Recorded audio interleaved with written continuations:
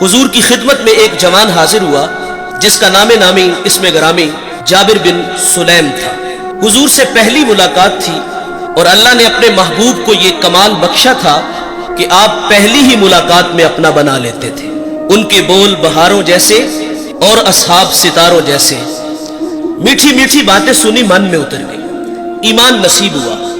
जाने लगे तो हुजूर से अर्ज करते हैं, आका मेरे दामन में कुछ हिकमत के मोती डाल दीजिए। जो अभी अभी ईमान लाया है उसको हुजूर नबी रहमत सल्लल्लाहु अलैहि वसल्लम ने पहली नसीहत क्या फरमाई?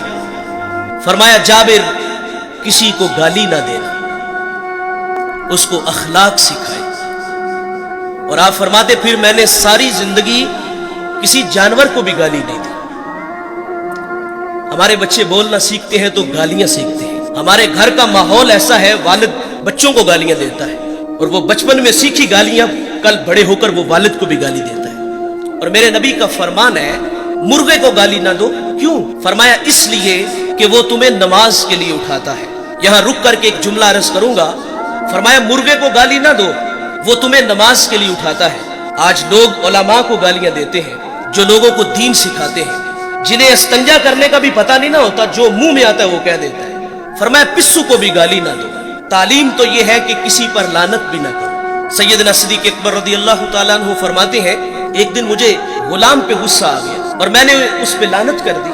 तो नबी रहमत सल्लल्लाहु अलैहि वसल्लम फरमाते, सिद्दीक़ भी हो और लानत भी करे? रब्बे काबा की कसम, ऐसा हरगिज़ नहीं हो सकता। तो आप जी ही जी में शर्मसार हुए और उस गुलाम को आपने कफ़ारे के तौर पे आजाद कर दिया। जाबिर को हुजूर ने पहली नसीहत फरमाई कि किसी को गाली न देना।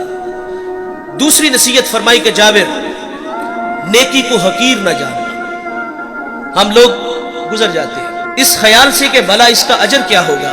अल्लाह की रहमत बंदे को बख्शने के बहाने ढूंढती है। एक बहुत बड़े मुहद्दिस दुनिया से गए, किसी को ख्वाब में मिले तो पूछा, सुनाए साहिब कैसे हैं? कहा, जन्नत का बाग है कबर, आसूदा हूं। तो उसने अर्ज की कि आपका कौन सा अमल आपकी बख्शिश का सबब बना? तो कहा, एक छोटा सा अमल। कहा, वो क्या? उन्होंने बताया कि मैं एक दफा हदीस लिखने बैठा, स्याही में कलम डुबोया, बाहर निकाला, लिखने लगा कि उस पे एक मक्खी आके बैठ गई। फरमाते, मैंने इस ख्याल से कलम को रोक लिया कि ये मखलूक खुदा है, पेट की प्यास बुझा ले, मैं फिर लिख लूंगा। कहते, अल्लाह को मेरी ये अदा पसंद आई और अल्लाह ने मेरी मगफरत फरमा दी। जाबिर को हुजूर ने एक और नसीहत फरमाई कि जाबिर बिन सुलैम, जिससे भी मिलो तो खंदा पेशानी से मिलो। हम स्टेटस को बाहर रखते हैं, मजहबी लोग हैं हम। गरीब आदमी टाइम लेने आ जाए तो हम टाइम भी नहीं देते, कोई मसला पूछने आ जाए तो हम मसला भी नहीं बताते।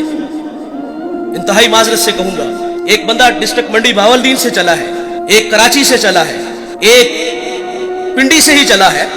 वो लंबा सफर करके हमारे पास आया है और उसकी हैसियत को देखकर तस्बीह दे के मस्जिद के नुक्कर में बैठा दिया जाए कि यहां बैठ के वजीफा करो। देखिए, हम जब किसी के हाथों में हाथ देते हैं तो वज़ाइफ की कोई कमी नहीं होती। 1.25 लाख मरतबा पहला कलमा पढ़ना है, दुरूद पढ़ना है, इस्तिग़फ़ार पढ़ना है। एक वजीफा खत्म होता है तो दूसरा मिलता है। वज़ाइफ की तो कमी नहीं। वो तो कोई कंधा तलाश करने आया था कि जहां सर रख के वो रोए। वो मन का कोई दुखड़ा कहने आया था, लेकिन उसको नजरअंदाज क्यों किया गया कि इसके पास सिर्फ आने जाने का किराया है। वो वासिफ अली वासिफ कहते हैं, तस्लीम के बाद तहकीक गुमराही होती है। उसने तो दिल से अपना कहा था और वो जो है वो अकीदत में बैठ के वजीफे में मशगूल है, लेकिन अचानक उसने अपनी आंखों से एक मंजर देखा कि एक कल्फ लगे कपड़ों में आया और उसके आगे पीछे खुदाम है और वो सीधा हुजरे में चला गया और अंदर से आवाज सुनता है कि आप किसी के यहां पैगाम भेज देते तो मैं खुद ही आ जाता। बताइए, अगर ये रवैये हमारे हुए तो लोगों को दीन कहां से मिलेगा? और जो बाहर बैठ के वजीफे में मशगूल था, उसके दिल पे जो नश्तर और तीर चले, उसका मदावा किसने करना था? जिससे भी मिलो तो खंदा पेशानी से मिलो। आप अपने मुलाजिम से इस तरह बात किया करो जिस तरह अपने बेटे से बात करते हैं। जाबिर बिन सुलैम रज़ियल्लाहु ताला अन्हु फरमाते, हुजूर ने मुझे एक और नसीहत इरशाद फरमाई। जाबिर बिन सुलैम, किसी को शर्मिंदा न करना।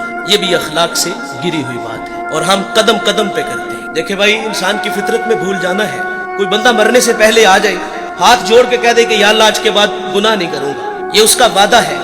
کہ جو میری چوکھٹ پہ 2 آنسو لے آتا ہے میں اس کے گناہ کو لوح محفوظ سے مٹا دیتا ہوں. ہم تو مائل بکرم ہے کوئی سائل ہی نہیں, راہ دکھلائیں کسے کوئی رہ روے منزل ہی نہیں. جو گناہ چھوڑ دیتے ہیں عادت باری تعالیٰ ہے وہ ان کے گناہوں کو معاف کر دیتا ہے. لیکن ہمارا حال کیا ہے, اگر غلطی ہو جائے تو ہم معافی نہیں کرتے. یار مثال کے طور پہ بندہ گناہ چھوڑ کے مسجد میں ہی آنا ہے نا اس نے, تو ہم کہتے ہیں لو 100 چوہے کھا کے بلی حج نو چلی اور پائی تینو مسجد آ نے بہایا, اسی اللہ نے جس اللہ نے تمہیں دکھایا ہے. کبھی ہم کہتے چور چوری چھوڑ دیتا ہے, ہیرا پھیری نہیں چھوڑتا, جوتے چرانے آئے ہو. وہ یار وہ آ گیا ہے مسجد کی آبادی کا سبب بنا ہے. اگر کسی کی پیشانی میں سجدوں کا نور ٹپک رہا ہے وہ اللہ کے گھر میں حاضر ہے, ہمیں تو خوش ہونا چاہیے تھا. لیکن ہم شرمندہ کرتے ہیں. جب اللہ معاف کر دیتا ہے تو ہمیں بھی عادت ڈالنی چاہیے. کسی کو فرمایا شرمندہ نہ کرو. نبی رحمت صلی اللہ علیہ وسلم کی اقتداء میں صحابہ نماز کے لیے کھڑے ہیں. بالکل جماعت کا ٹائم تھا کہ کسی کی ہوا خارج ہو گئی. جماعت کا وقت ہے, ظاہر ہے وہ فوری اٹھے گا اور جا کے وضو بنائے گا. جو وہاں سے نکل کر وضو کے لیے جائے گا سبکی تو محسوس کرے گا نا, شرمندہ تو ہوگا نا. لیکن دیکھیے بھائی, حضرت عبداللہ ابن عباس رضی اللہ تعالیٰ عنہ حضور سے اسی وقت عرض کرتے ہیں کہ حضور اگر اجازت ہو تو ہم سب جا کے وضو نہ کریں. اللہ اکبر. میرے نبی فرماتے ہیں بہت اچھے. وہ سارے اٹھ کے گئے اور وضو بنا کے آئے. اب کیا خبر کہ کس کی ہوا